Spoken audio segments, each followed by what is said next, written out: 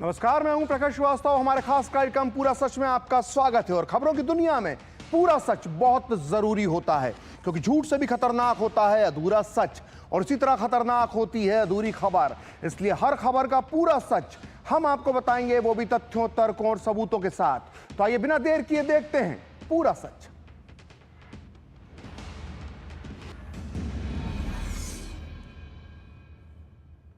हमें बचपन से बताया गया है कि भारत एक धर्मनिरपेक्ष देश है। यहां सभी नागरिक बराबर हैं, चाहे वो किसी भी धर्म या मजहब के हो।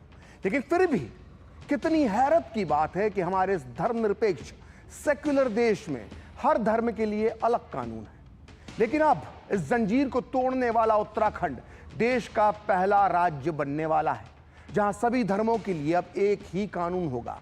अब उत्तराखंड में यूनिफॉर्म सिविल कोड लागू होने वाला है, यानी उत्तराखंड में किसी धर्म या मजहब का अपना पर्सनल लॉ या शरिया नहीं होगा।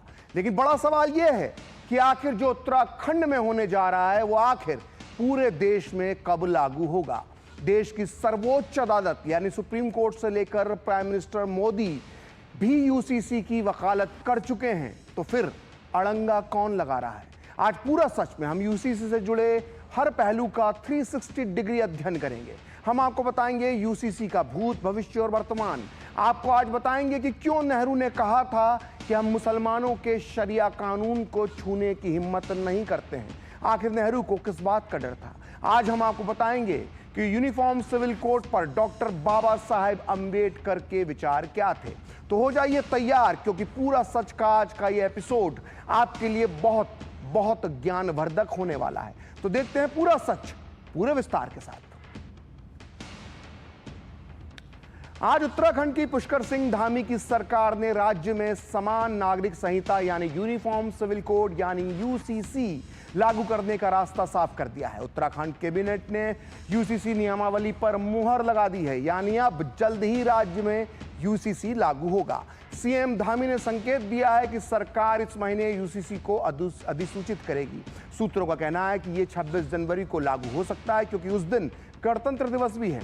हालांकि यूसीसी की अधिसूचना की तारीख पर अभी तक आधिकारिक जानकारी सामने नहीं आई है। इस बीच राज्य के सभी संबंधित सरकारी विभाग मंगलवार को यूसीसी पोर्टल की मॉक ड्रिल आयोजित करेंगे। बता दें कि उत्तराखंड के मुख्यमंत्री पुष्कर सिंह धामी ने यह पहले ही ऐलान कर दिया था कि राज्य में जनवरी 2025 से समान नागरिक संहिता यानी यूसीसी लागू हो जाएगी।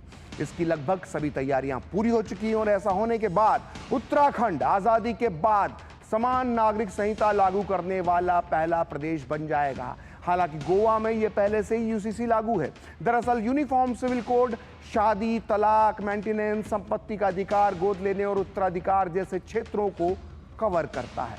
व्यक्ति किसी भी धर्म, जाति, संप्रदाय का क्यों ना हो, यूसीसी में सभी के लिए समान कानून होता है। आइए सुनते हैं यूसीसी को लेकर उत्तराखंड के मुख्यमंत्री पुष्कर सिंह धामी ने क्या कहा।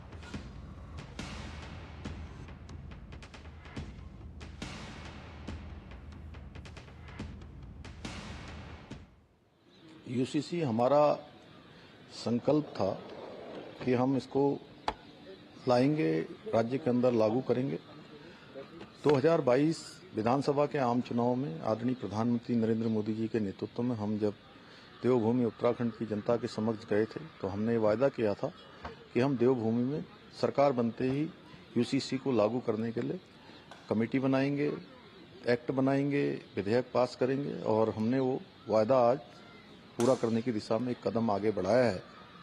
आज मंत्रिमंडल ने एक्ट को मंजूरी दे दी है, और बहुत जल्द सारी प्रक्रिया पूरी करने के बाद बहुत जल्द से जल्द हम इसको लागू करेंगे। देवभूमि उत्तराखंड को एक गौरव प्राप्त हो जाएगा कि देश की आज़ादी के बाद पहला राज्य होगा जहां यूसीसी लागू हो जाएगा। तो यूनिफॉर्म सिविल कोड उत्तराखंड में मूर्त रूप लेने जा रहा है। ऐसे में यह जानना बेहद दिलचस्प होगा कि आखिर उत्तराखंड में यूसीसी लागू होने से क्या बदलाव देखने को मिल सकता है। तो सबसे पहला बदलाव तो यह होगा कि राज्य में अब अलग अलग धर्मों के पर्सनल लॉ से संबंधित कानून समाप्त हो जाएंगे और इन सब की जगह इस राज्य में रहने वाले यानी उत्तराखंड में रहने वाले सभी लोगों पर एक समान कानून लागू हो जाएगा, चाहे उनका धर्म और जाति कुछ भी हो।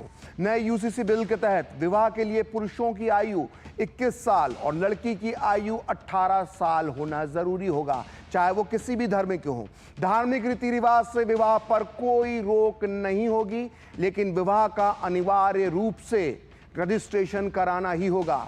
पॉलीगैमी यानी बहुविवाह पर रोक लग जाएगी, मतलब कोई भी व्यक्ति चाहे वो किसी भी मजहब का हो, पति पत्नी के जीवित रहते हुए दूसरा विवाह नहीं कर पाएगा। और मुसलमानों में प्रचलित हलाला और इद्दत जैसी प्रथाओं पर रोक लगेगी। पति और पत्नी को तलाक लेने का समान अधिकार मिलेगा। सभी धर्मों में बच्चों को गोद लेने का अधिकार मिलेगा, लेकिन दूसरे धर्म के बच्चे को गोद नहीं लिया जा सकेगा। उत्तराधिकार में लड़कियों को लड़कों के बराबर का हिस्सा मिलेगा। वहीं लिव इन रिलेशनशिप के लिए पंजीकरण यानी रजिस्ट्रेशन अनिवार्य हो जाएगा और उन्हें अपने संबंधों को घोषित करना पड़ेगा ऐसे जोड़ों को। साथ ही संबंध से पैदा होने वाले बच्चों को भी शादीशुदा जोड़ों के बच्चों की तरह ही संपत्ति में से, प्रॉपर्टी में से समान अधिकार मिलेगा। इतना ही नहीं, यूसीसी के तहत विवाह और तलाक, लिव इन रिलेशनशिप और उत्तराधिकार के पंजीकरण से संबंधित गलत सूचनाएं देने पर सजा और जुर्माने का भी प्रावधान रखा गया है। हालांकि उत्तराखंड में रहने वाली अनुसूचित जनजाति आबादी पर यह समान नागरिक संहिता लागू नहीं होगी। साथ ही इसमें धार्मिक मामलों जैसे पूजा पद्धति, रीति रिवाजों और परंपराओं से कोई छेड़छाड़ नहीं की गई है। तो अब सवाल यह है कि आखिर पूरे देश में यूसीसी कब लागू होगा, क्योंकि संविधान निर्माण के बाद से ही समान नागरिक संहिता को लागू करने की मांग लगातार उठती रही है। अनुच्छेद 44 कहता है कि देश में समान नागरिक संहिता होना चाहिए, लेकिन इसके बाद भी इसे अब तक लागू नहीं किया जा सका है। ऐसे कई मौके आए जब सुप्रीम कोर्ट भी देश में समान नागरिक संहिता लागू करने की आवश्यकता दोहरा चुका है, बार बार बोल चुका है। 1985 में शाहबानो केस आपको याद होगा और 1995 में सरला मुदगल केस मामले में भी सुप्रीम कोर्ट ने समान नागरिक संहिता को लेकर जो टिप्पणियां की थी, उसके बाद इस मुद्दे ने जोर पकड़ा था। तो आइए आपको बताते हैं कि देश में समान नागरिक संहिता लागू करने को लेकर सुप्रीम कोर्ट का क्या रुख रहा है। देखिए, 1973 में केशवानंद भारती मामले में बड़ा मशहूर केस था। इसमें जस्टिस सीकरी ने तत्कालीन सरकार को याद दिलाया कि उसे पूरे भारत में सभी नागरिकों के लिए एक समान नागरिक संहिता सुनिश्चित करने का प्रयास करना चाहिए। हालांकि उन्होंने साफ कर दिया था कि देश में कोई भी अदालत सरकार को यूसीसी लागू करने के लिए मजबूर नहीं कर सकती है।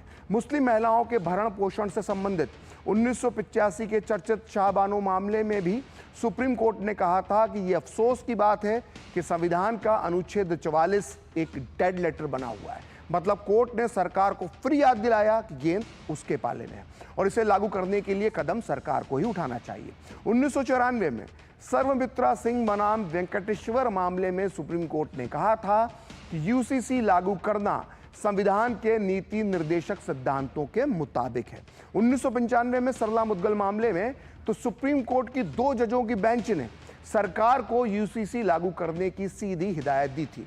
जस्टिस कुलदीप सिंह ने सरकार से अनुच्छेद 44 पर नए सिरे से विचार करने और समान नागरिक संहिता के लिए प्रयास करने को कहा था। 2003 की बात करते हैं। 2003 के जॉन वलमत्तम केस में मुख्य न्यायाधीश वीएन खरे ने कहा था कि अनुच्छेद 44 को अब तक लागू नहीं कर पाना संविधान की विफलता है, नाकामी है। 2017 में 3 तलाक यानी तलाक बिद्दत के मामले में फैसला सुनाते हुए भी सुप्रीम कोर्ट ने समान नागरिक संहिता की आवश्यकता यानी यूसीसी की आवश्यकता का जिक्र किया था। वहीं 2019 में जोस पाओलो कटिनो मामलों में जस्टिस दीपक गुप्ता ने इस बात को लेकर नाराजगी जताई थी कि संविधान निर्माताओं की आशाओं और अपेक्षाओं के बाद भी यूसीसी लागू करने के लिए कोई कदम नहीं उठाया गया है। देश के कई हाई कोर्ट भी यूसीसी की आवश्यकता, उसकी ज़रूरत बता चुके हैं, लेकिन इन फैसलों के बाद भी ये साफ हो जाता है कि यूसीसी सपने को, जो यूसीसी का सपना है, उसे साकार करने के लिए कदम तो आखिरकार सरकार को ही उठाने पड़ेंगे। तो भारत के पूर्व चीफ जस्टिस रंजन गोगोई ने भी कल सूरत लिटरेचर फेस्टिवल में यूसीसी पर खुलकर अपने विचार रखे। उन्होंने इसे राष्ट्रीय एकता और सामाजिक न्याय के लिए जरूरी और बेहद प्रगतिशील कानून बताया। जस्टिस गोगोई ने कहा कि यूसीसी का धर्म से कोई लेना देना नहीं है और यह धार्मिक स्वतंत्रता के अधिकार का उल्लंघन भी नहीं करता। प्रधानमंत्री नरेंद्र मोदी ने भी कई मौकों पर यूसीसी को लागू करने की वो प्रतिबद्धता जता चुके हैं। बीते 15 अगस्त को प्रधानमंत्री मोदी ने लाल किले के प्राचीर से वो कह चुके हैं कि देश को भेदभाव वाले कानूनों से मुक्ति लेनी ही होगी। बीते दिसंबर में संसद के शीतकालीन सत्र के दौरान भी प्रधानमंत्री ने यूसीसी को लेकर अपनी प्रतिबद्धता दोहराई थी। आप भी सुनिए इन दोनों मौकों पर प्रधानमंत्री मोदी ने क्या कहा। जिस सिविल कोड को हम लेकर के जी रहे हैं, वो सिविल कोड सचमुच में तो एक प्रकार का कम्युनल सिविल कोड है, भेदभाव करने वाला सिविल कोड है। ऐसे सिविल कोड से जब संविधान के 75 वर्ष मना रहे हैं और संविधान की भावना भी जो हमें कहती है करने के लिए, देश की सुप्रीम कोर्ट भी हमें कहती है करने के लिए, और तब जो संविधान निर्माताओं का सपना था, उस सपने को पूरा करना हम सबका दायित्व है। और इसलिए मैं तो कहूंगा, अब समय की मांग है कि देश में एक सेकुलर सिविल कोड हो। हमने कम्युनल सिविल कोड में 75 साल बिताए हैं, अब हमें सेक्युलर सिविल कोड की तरफ जाना होगा। संविधान सभा ने यूनिफॉर्म सिविल कोड को लेकर के लंबी चर्चा की, गहन चर्चा की, और उन्होंने बहस के बाद निर्णय किया कि अच्छा होगा कि जो भी सरकार चुन करके आए वो उसका निर्णय करे और देश में यूनिफॉर्म सिविल कोड लागू करे। ये संविधान सभा का आदेश था। सुप्रीम कोर्ट ने भी कई बार कहा है कि देश में यूनिफॉर्म सिविल कोड जल्द से जल्द लाना चाहिए। सरकारों को आदेश दिए हैं सुप्रीम कोर्ट ने,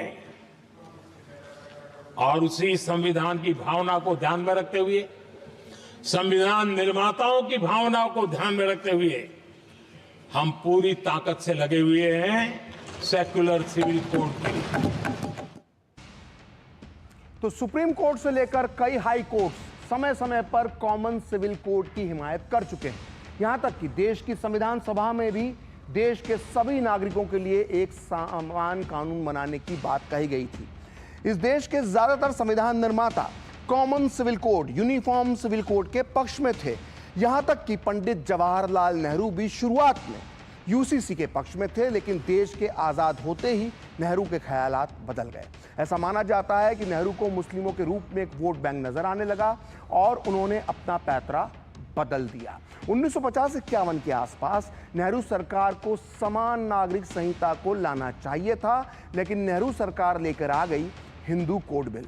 तमाम विरोध और आम चुनाव नजदीक होने की वजह से नेहरू हिंदू कोड बिल को टाल गए, लेकिन 1952 के चुनाव में जब एक बार नेहरू को पूर्ण बहुमत मिल गया तो उनके सामने मैदान खाली था।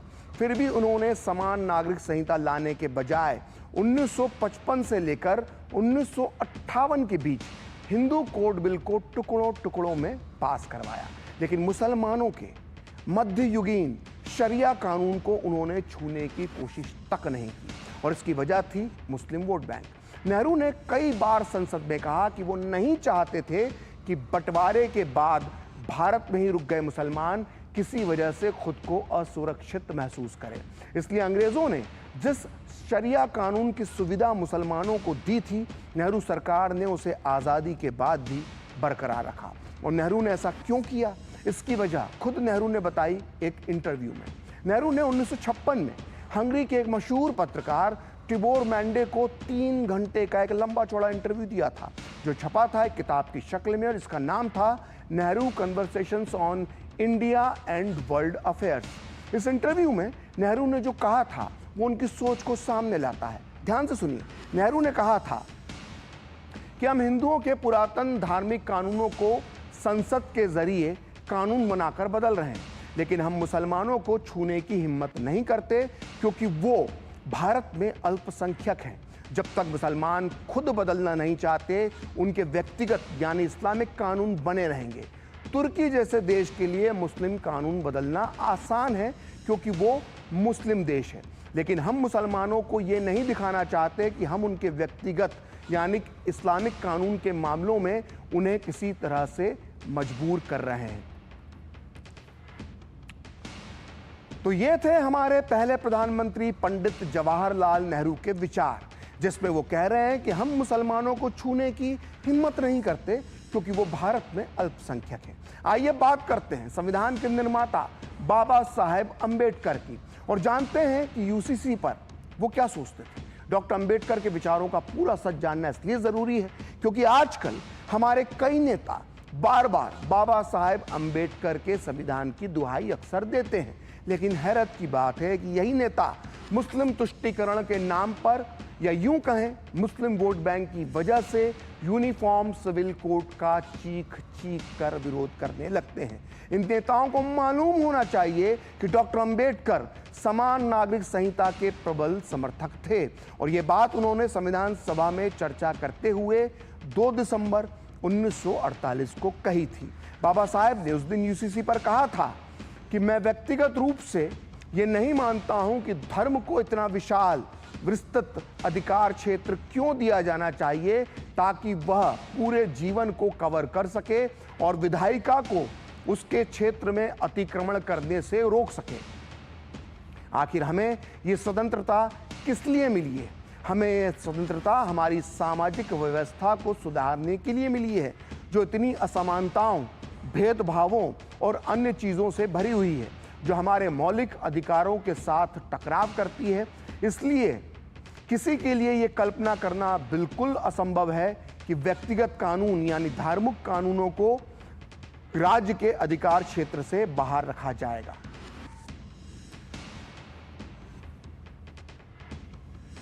तो नेहरू सरकार जब 1950-51 में हिंदू कोड बिल लाने की कोशिश कर रही थी, तब ज्यादातर लोगों को, जिनमें कांग्रेस के कई बड़े नेता भी शामिल थे, उन्हें इस बात पर आपत्ति थी कि सिर्फ हिंदू धर्म को ही कानून से क्यों बांधा जा रहा है, इसमें मुस्लिम मजहब को शामिल क्यों नहीं किया जा रहा। दरअसल ये सभी लोग, ये सभी नेता एक तरह से समान नागरिक संहिता की मांग कर रहे थे। इनका कहना था कि अगर सरकार हिंदू मान्यताओं में दखल दे रही है तो वो यही दखल मुस्लिम मान्यताओं में क्यों नहीं देती। इसी आधार पर तत्कालीन राष्ट्रपति डॉक्टर राजेंद्र प्रसाद ने भी हिंदू कोड बिल के बजाय समान नागरिक संहिता पर जोर दिया था। उन्होंने 14 सितंबर 1951 को प्रधानमंत्री नेहरू के नाम एक कड़ा पत्र लिखा जो प्रकाशित हुआ है doctor Rajendra Prasad correspondence and select documents में। और इस पत्र में डॉक्टर राजेंद्र प्रसाद ने जो लिखा है उसे आप बहुत ध्यान से सुनिए।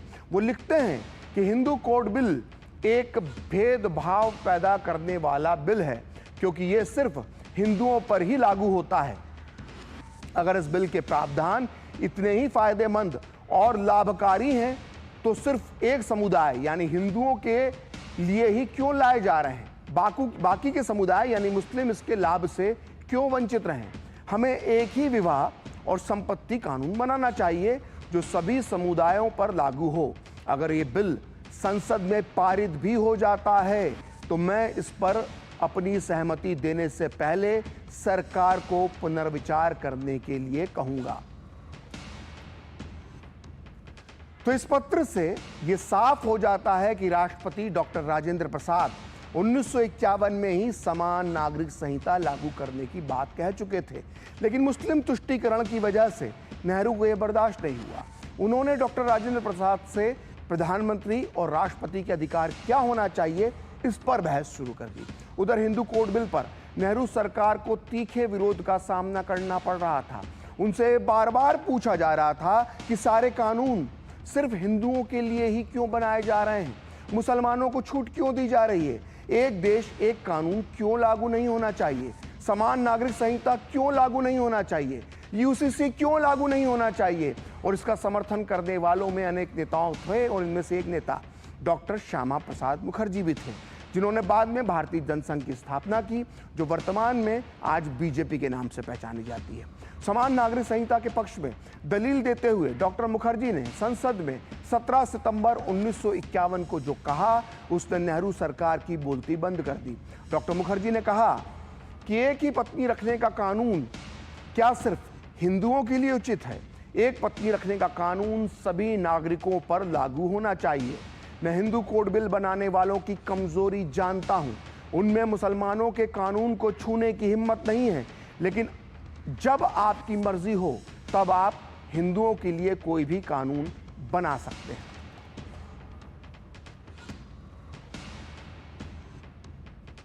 तो तमाम मांगों के बाद भी जब नेहरू सरकार समान नागरिक संहिता नहीं लाई तो इससे उस वक्त के कट्टरपंथी मुसलमान बहुत खुश हुए। इसका सबूत मिलता है 11 दिसंबर 1954 को राज्यसभा में हुई एक बहस से। इस बहस में हिस्सा लिया था मुस्लिम लीग के सबसे बड़े नेता एम मोहम्मद इस्माइल ने। मोहम्मद इस्माइल आज़ादी तक जिन्ना के बहुत बड़े चेले थे। वो पूरे दक्षिण भारत में पाकिस्तान के निर्माण के लिए खाद पानी जमा करते थे। उन्हें दक्षिण भारत का जिन्ना कहा जाता था, लेकिन 1947 में जब पाकिस्तान बन गया तो जिन्ना के कई समर्थकों की तरह मोहम्मद इस्माइल भी पाकिस्तान नहीं गए। उन्होंने हिंदुस्तान में ही एक नई पार्टी इंडियन यूनियन मुस्लिम लीग बना ली। आपको बता दें कि ये वही इंडियन यूनियन मुस्लिम लीग है जिसके समर्थन से राहुल गांधी और अब प्रियंका गांधी केरल के वायनाड से चुनाव जीते हैं। और इसी पार्टी के पहले अध्यक्ष थे यही मोहम्मद इस्माइल साहब, जो 1952 में राज्यसभा का सांसद बनने में कामयाब हो गए थे। लेकिन जिन्ना वाली सोच इनके अंदर से तब भी नहीं गई थी।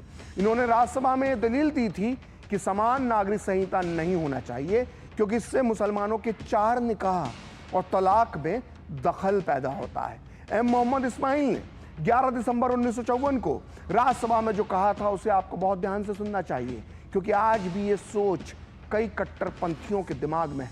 उन्होंने कहा था कि नेहरू सरकार ने देश के मुस्लिम समुदायों की भावनाओं का आदर किया और उन्हें इस विवाह अधिनियम से बाहर रखा। हमारा मुसलमानों का अपना खुद का एक कानून है जो हमारे मजहब के आधार पर बना है। ये कानून हमारे धर्म का अटूट हिस्सा है और हम इसे अपनी जिंदगी में सबसे पवित्र और सबसे अनमोल मानते हैं।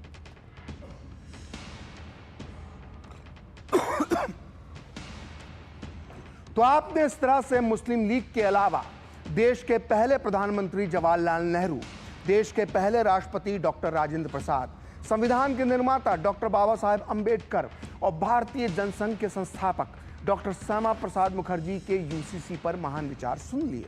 लेकिन अब हम आपको एक ऐसी हस्ती के विचार बताने जा रहे हैं जो पूरी तरह से निष्पक्ष थे और एक बहुत बड़े कानूनविद होने के नाते उस दौर में यूसीसी पर गंभीरता से विचार कर रहे थे। इस हस्ती का नाम है मोहम्मद अली करीम छागला, जिन्हें सारी दुनिया एमसी छागला के नाम से जानती है। एमसी छागला भारत के विदेश मंत्री और शिक्षा मंत्री रहे हैं।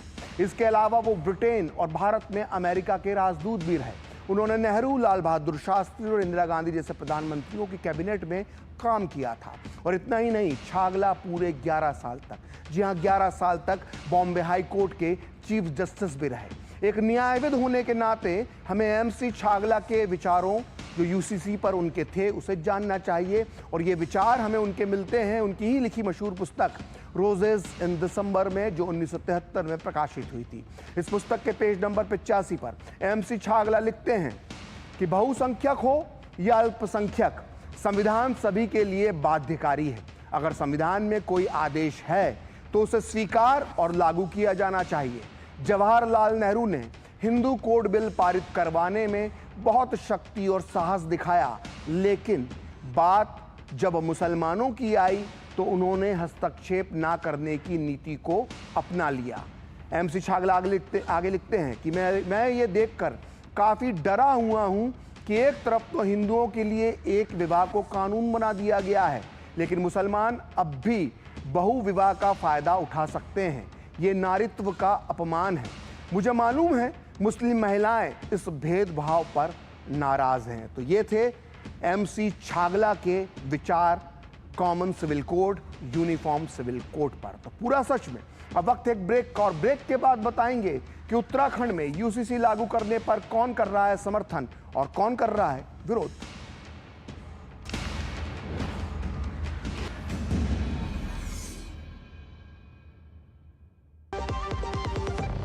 MDH का किचन किंग किचन में हो तो हम सब कुछ बना सकते हैं। बैंगन का भरता, आलू गोभी, भिंडी मसाला और भी बहुत कुछ। रिटायरमेंट प्लानिंग के लिए तेरा SIP के बारे में क्या ख्याल है? रिटायरमेंट अभी तो पूरी लाइफ बाकी है यार।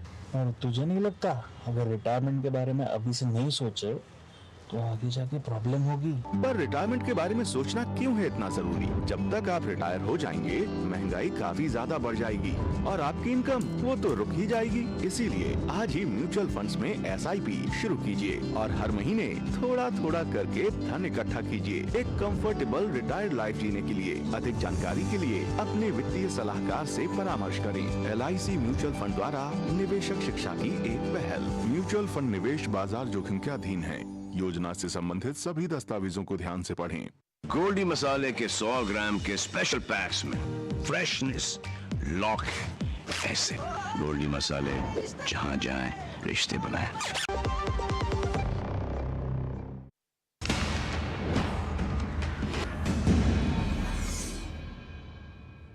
तो ब्रेक के बाद पूरा सच में आपका एक बार फिर से स्वागत है। और उत्तराखंड में जल्द ही समान नागरिक संहिता लागू होने जा रही है। बीजेपी जहां इस कदम का स्वागत कर रही है, वहीं कांग्रेस और वाम दल असमंजस की स्थिति में है। कांग्रेस कह रही है कि यूसीसी पर आम सहमति बनाई जानी चाहिए, जबकि सीपीआई का कहना है कि असम, उत्तराखंड और बीजेपी शासित राज्यों ने संवैधानिक फ्रेमवर्क से बाहर जाकर ये काम किया है। वहीं कुछ मुस्लिम संगठन इसके विरोध में कोर्ट जाने की तैयारी में है, तो कुछ इसका स्वागत भी कर रहे हैं। आइए सुनते हैं किसने किया समर्थन और किसने किया विरोध।